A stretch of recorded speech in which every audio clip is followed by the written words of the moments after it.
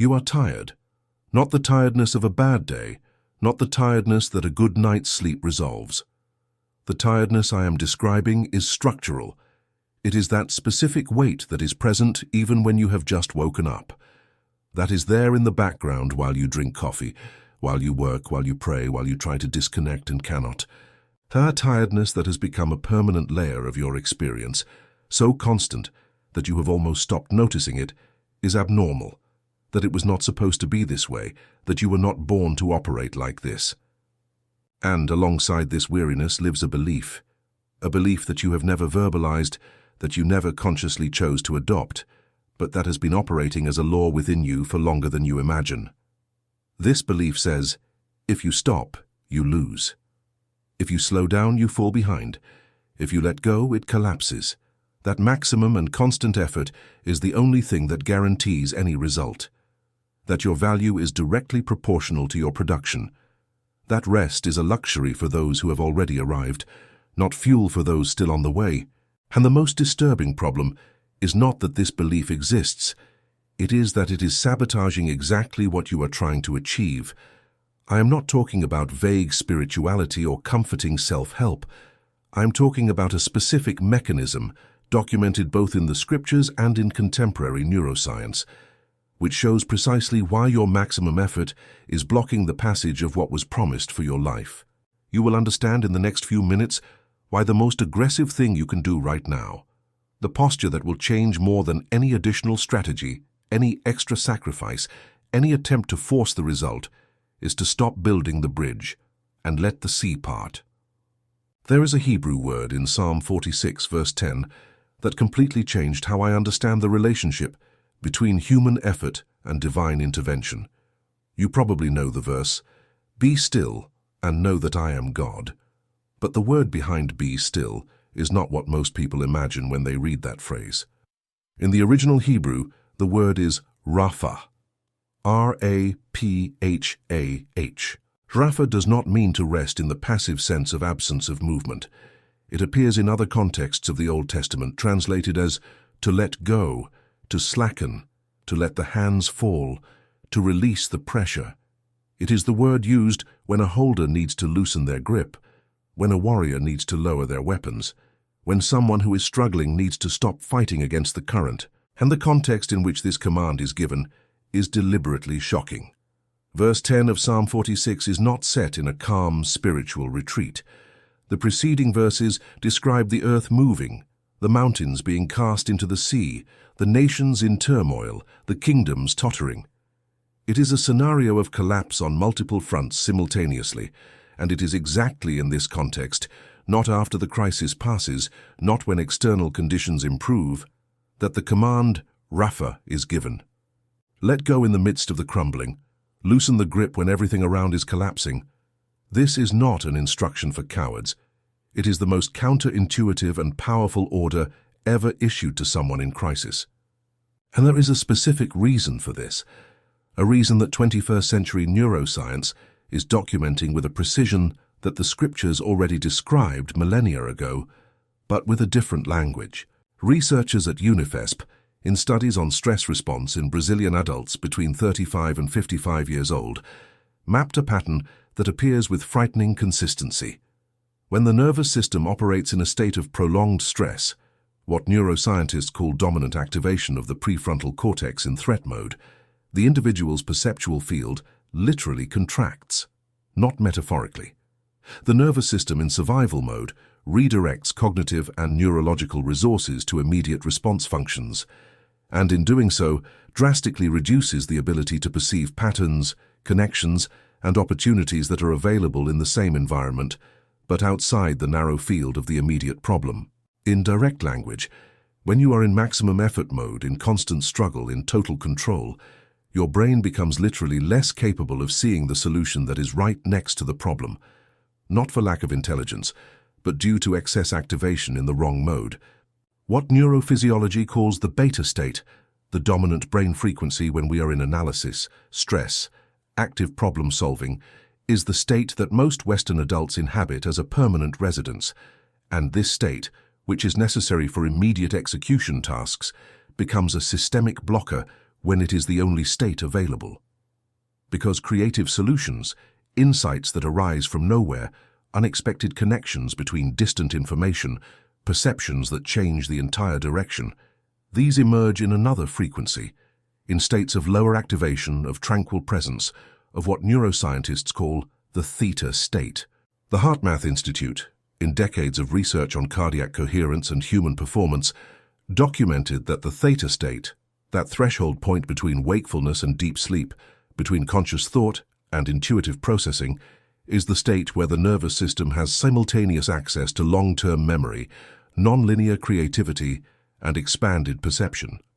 It is the state where great insights arrive, not during intense analysis, but after you have let go of the analysis.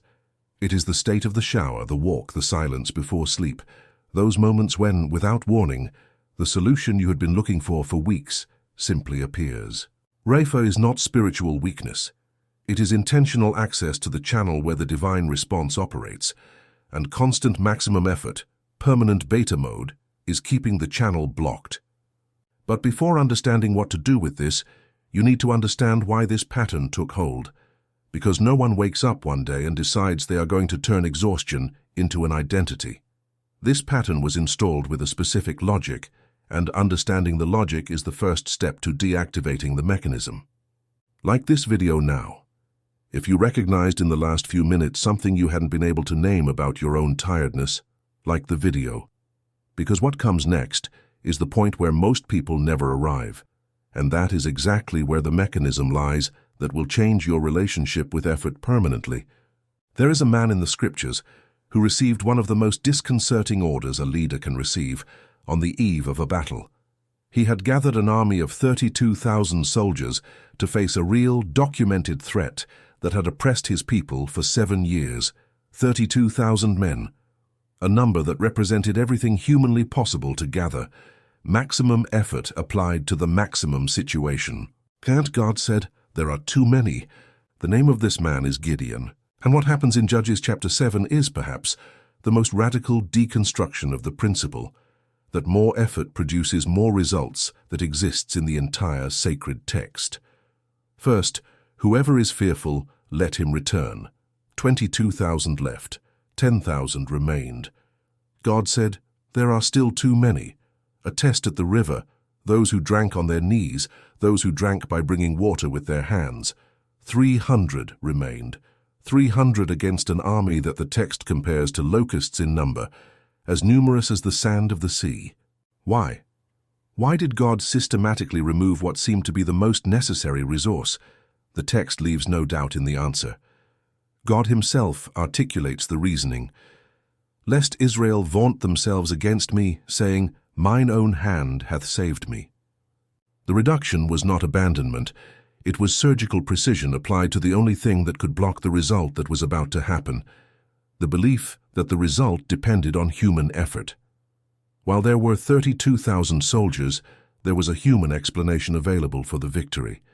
With 300, the only possible explanation is the one that was always true. And Gideon's battle was won with torches, pitchers, and trumpets, not with swords, with noise and light at the right moment, not with conventional combat strategy. What won was not force applied to the adversary. It was positioning that created the adversary's collapse by itself. This is Rapha in the context of war, not capitulation. Repositioning that releases the operation of a force that maximum effort was, literally, occupying the space that should be filled by it. Think about your life for a moment through this lens. Where are you with 32,000? Accumulating tasks, strategies, attempts, contingency plans upon contingency plans, convinced that more is more, that the next attempt will be the one that works, that the problem is that you still haven't tried hard enough. What is the area in which heaven is saying, with a patience you do not yet recognize as communication, "There are too many"? Let go. Not because it doesn't matter, but because what will resolve it does not fit in the space your effort is occupying. And there is a second Hebrew word that is the heart of what comes after Rapha.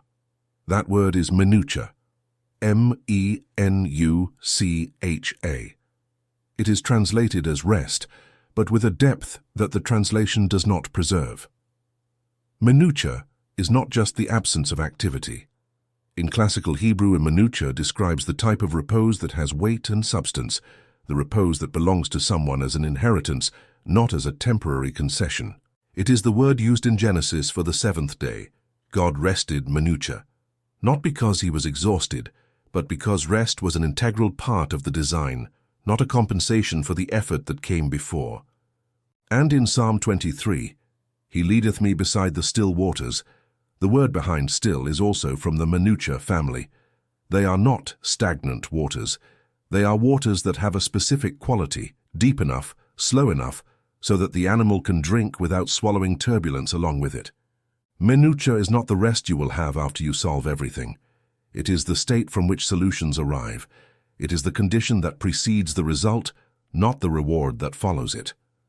Researchers at PUCSP, in studies on burnout syndrome in Brazilian professionals between 40 and 55 years old, identified a pattern they called the paradox of counterproductive effort.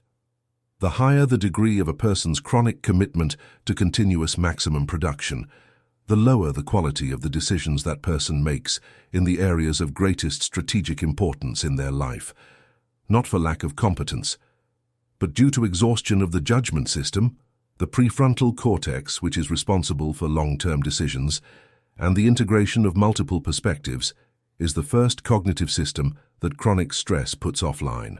You can be working harder than ever and making the worst decisions of your life at the same time, because the system that decides well operates in minucha, not in maximum stress.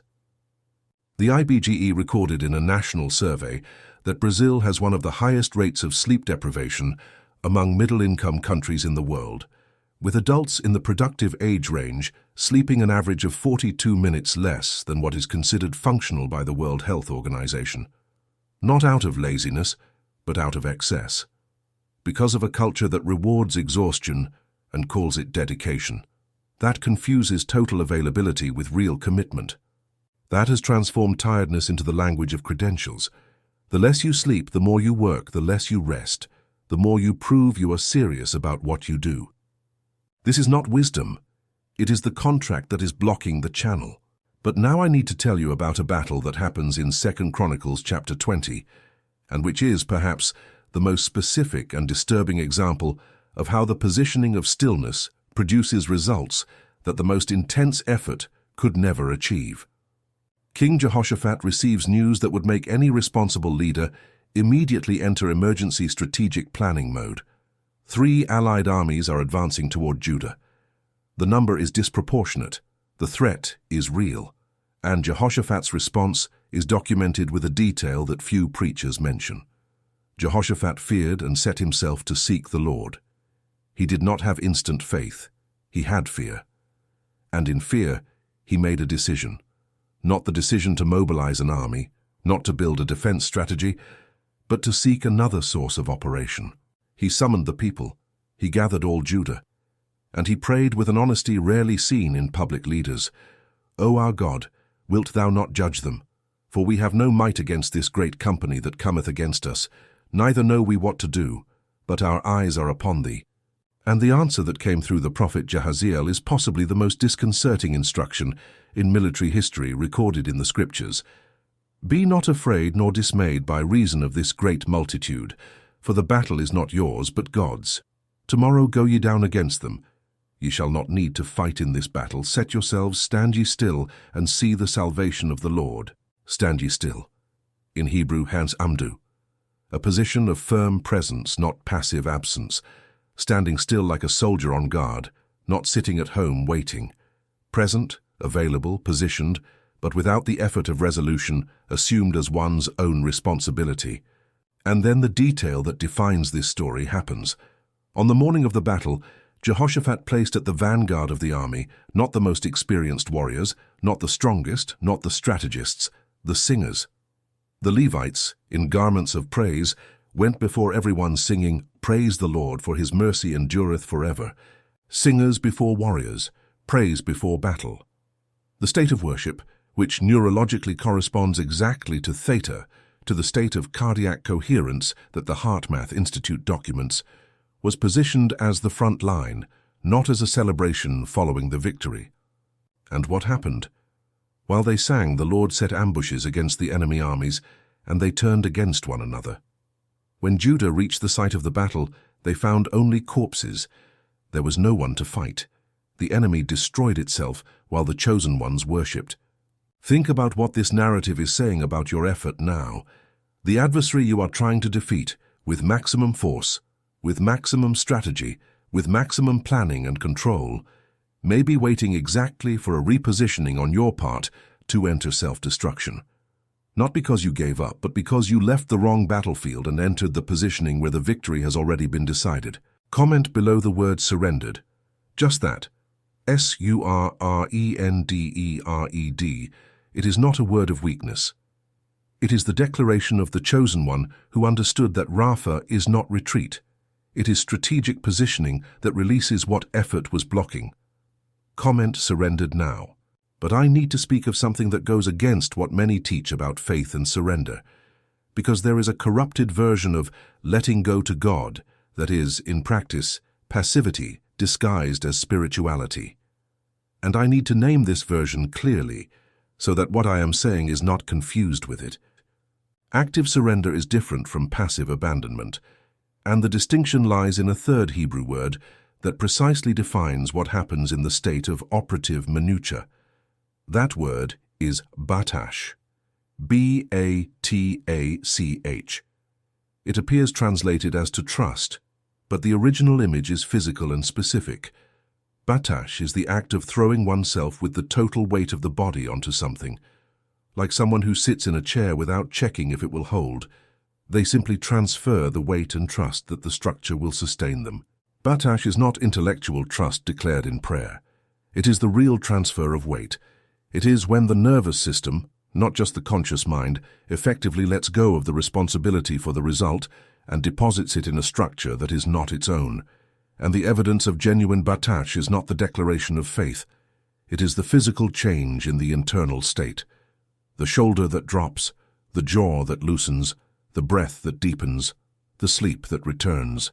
And batash has an associated practice that appears consistently in the narratives of the scriptures, every time someone operates in genuine surrender. That practice is anticipated praise, worship before the evidence. Not praise after the victory, which is natural and easy. Praise in the middle of the process when circumstances still point in the wrong direction. It is not emotional performance.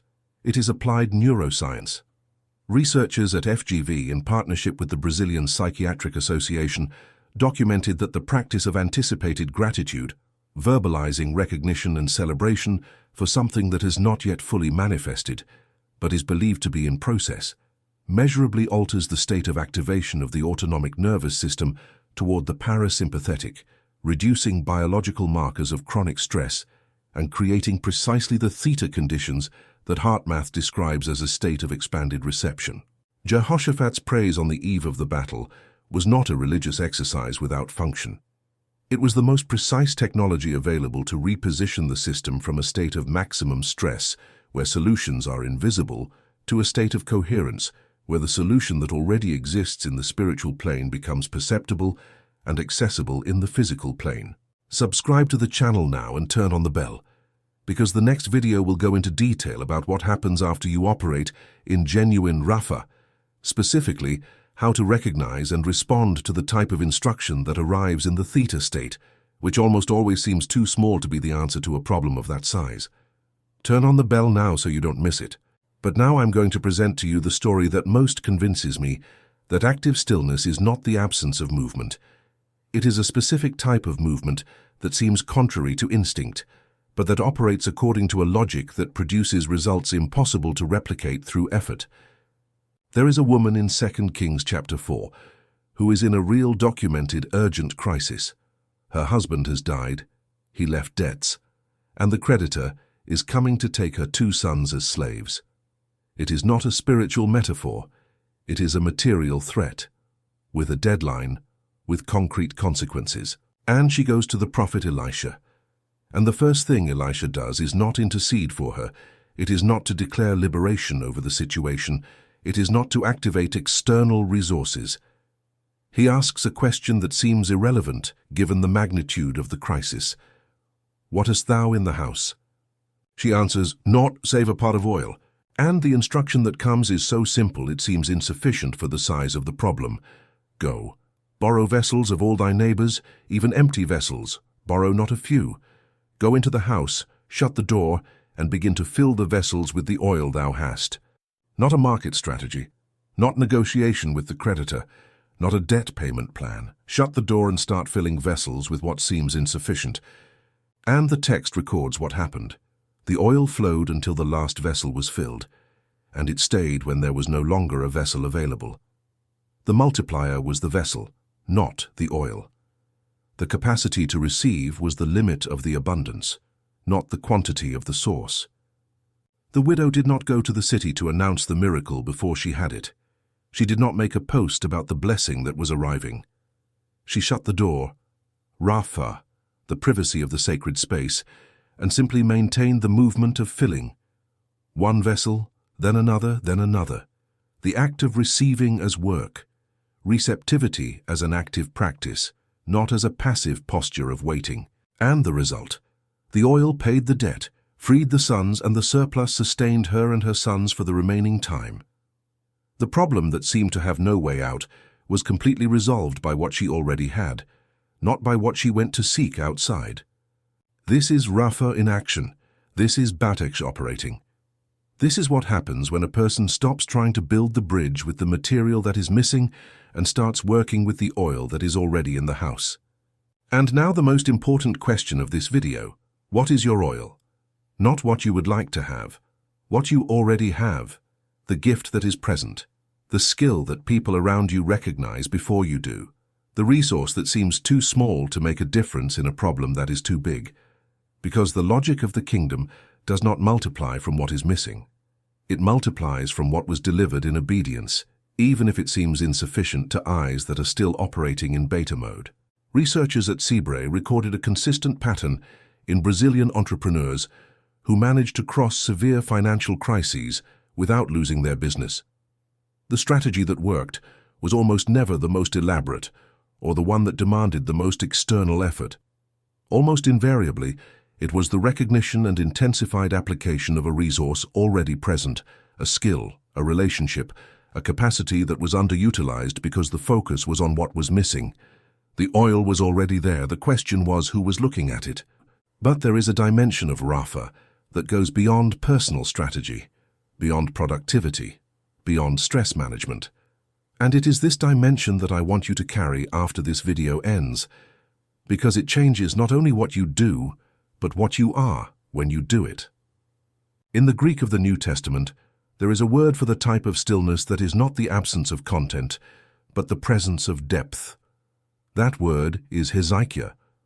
Hesychia.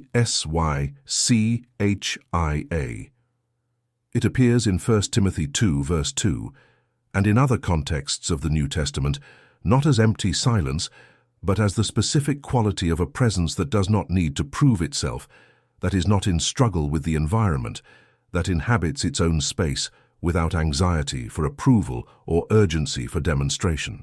The Desert Fathers, the first Christian monks who retreated to Egypt and Syria in the 3rd and 4th centuries, developed an entire theology and practice around hesychia. For them, it was not spiritual escapism. It was the state of the most intense interior combat possible, not against the world, but against the internal patterns that create the exhaustion you know. Hesychia was the real battlefield, and this vision finds direct resonance in contemporary neuroscience. The Federal Council of Psychology published data in 2023 on the exponential growth of burnout in Brazil, a 67% increase in diagnoses in adults over 35 in the last 5 years. And the intervention studies that showed the greatest efficacy were not those that added management techniques to the already overloaded repertoire of these people. They were those that taught how to remove, to practice deliberate Rapha, to create programmed minutia windows, to recognize and interrupt the activation cycle before it becomes the permanent condition. Hesychia is not the prize at the end of the process. It is the practice that makes the process sustainable, and which, more than that, creates the conditions so that what you are waiting for arrives through the channel that maximum effort was obstructing. There is a final word I want to give you, and it is the one that integrates everything that has been said into a concrete posture that you can adopt starting today. In Greek, the word is kenosis, K-E-N-O-S-I-S. It appears in Philippians 2 verse 7 to describe the act of Christ who emptied himself, ekenosin, by taking human form. He did not lose his divine nature, but he emptied the prerogative, the control, the insistence on operating by his own means. Kenosis was the prerequisite for the most extraordinary life ever lived on earth to be possible, not despite the emptying, but through it. Kenosis is Rapha at a deeper level, not just letting go of control over circumstances, letting go of the identity built upon effort, the definition of self that depends on production to have value, the belief that you need to bleed to be blessed, the invisible contract that says total exhaustion is the price of advancement. That contract was not signed by heaven. It was signed by the system that profits from your exhaustion, the system that needs you to believe that value lies in how much you produce, because as long as you believe that, you never stop producing, never stop consuming what promises to help you produce more. Never question if the whole structure was correct from the beginning. Heaven's decree regarding your value has no minimum production clause. It has no review line based on performance. It has no penalty for rest. Menucha, deep rest, the repose that belongs to you as an inheritance and not as a concession, was built on the seventh day, not after you deserved it, but before you existed long enough to deserve or not deserve anything at all. And so, what to do with all this in a practical, applied way starting today? First, identify the Rapha you are resisting. Not in general, specifically. What is the area in which you have 32,000 soldiers and heaven is saying, there are too many? What is the battle in which you are trying to build a wooden bridge with your own hands while the sea waits for the order to part? Name that area. Write it down if you must. Diagnosis precedes movement. Second, practice batach with the body, not just with the mind. Not a verbal declaration of faith that the nervous system has not yet registered. A concrete physical practice. Breathe deeply, intentionally, for 4 seconds. Hold for 4. Release for 6. Do this 3 times in a row. This specific breathing pattern activates the parasympathetic nervous system, produces theta, creates menucha, measurably, in less than 90 seconds. This is not a self-help technique. It is basic physiology. It is the gateway for your body to the state where the divine channel operates with less interference. Third, praise before the evidence. Not with forced emotional performance, with an honest declaration, even if the emotional system does not feel it yet, that what was promised is in process, that the singers can go forward because the battle has already been decided, that the oil that seems like little is enough for all the vessels you will need to fill. And fourth, shut the door. Not to everything. Shut the door of the space where the miracle will happen, the space where you let go of the need to explain to the outside what is in process on the inside, where you stop asking for advance approval of what heaven has already authorized, where you work with the oil that is already in the house, in silence as proof to the world until the result speaks for itself, with an eloquence that no advance explanation could have produced. Share this video now with someone you know is exhausted, not out of laziness, but out of excess effort in the wrong direction, someone whose tiredness you recognized in what I described at the beginning. Because sometimes the most loving thing you can do is place in someone's hand the information that maximum effort may be blocking what was promised, before the whole system enters complete collapse. And comment below, surrendered. One word. It is your recognition that Rapha is not retreat, that menucha is not laziness, that batach is not naivety, that kenosis is not loss. It is the emptying that precedes the filling that your full capacity could not have received while it was full of what needed to leave. Comment surrendered, and see what happens when chosen ones in different moments of battle make the same declaration together. In the next video, I will reveal something that will change the way you interpret periods of divine silence, those moments when you pray, seek, and receive no visible answer. There is a dimension of God's silence that is not abandonment and is not empty waiting. It is the type of preparation that can only happen in silence, and that produces a result impossible to be generated by any other condition. Turn on the bell and arrive when that video comes out. Until then, let go of the weapons, the sea is waiting.